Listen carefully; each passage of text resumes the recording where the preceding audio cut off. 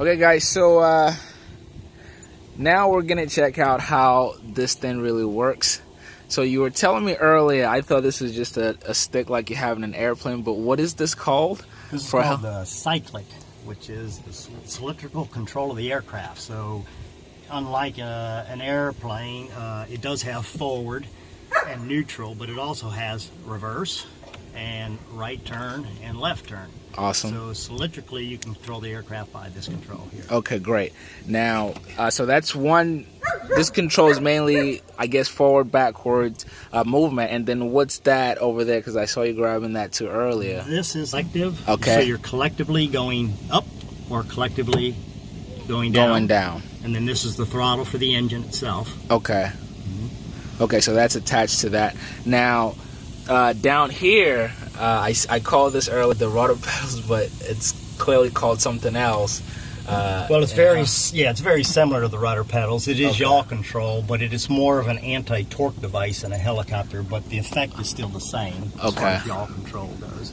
Okay, and in this particular model, you mentioned this is a customer's airplane already. It's finished, built. Can you tell me what we have here in the panel?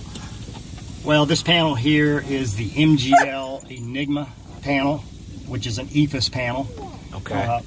It monitors all the engine and flight controls, as it also has a flying map in it with GPS as well. Okay.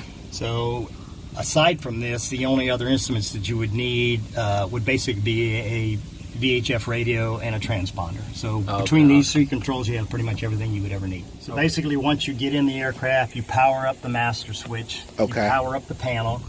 Then we're going to power up the breakers that we're going to need, which would be the starter, the main fuel, and the igniter. Those are going to be powered. Now those are controlled by switches here on the cyclic. Okay. Now the next one we would need to start it would be this bottom one here, which is fuel boost. And you can hear it come on. Okay. But we'll turn that off for the rest of this. Right. That would be on. Okay. Then you would come to your throttle, and you would give it full throttle till it hits the stop, and then you would back it off about a quarter of a turn. Okay, that's where you're going to start at.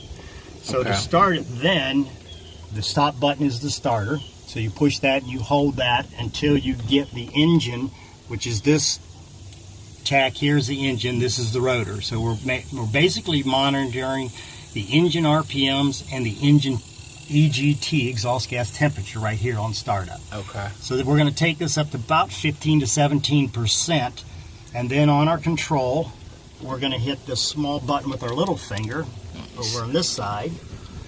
Okay. What that is going to do is it's going to turn on the start fuel and the igniter, so the fire gets started in the combustion can. Okay. Once that's established, then we're going to come down here, open our guarded switch, and we're going to turn on our main fuel. Okay, once that comes, you'll be roughly at 50% at that point. So then you're going to come back to your throttle, slowly advance the throttle, watching our EGT temperatures not to exceed 1,000 degrees. You can control that temperature by how fast or how slow you add fuel to it with your throttle. Once you have progressed to 75% on the engine, then you would turn off the igniter and the start fuel. So then at that point, the engine's running 100% off of the main fuel system. You can throttle on up to 100%. Once you lock the throttle in, the governor takes over from there. So you no longer have to do any throttling until you're ready to shut the aircraft down. Wow, awesome. That seems like a lot. Thank you so much.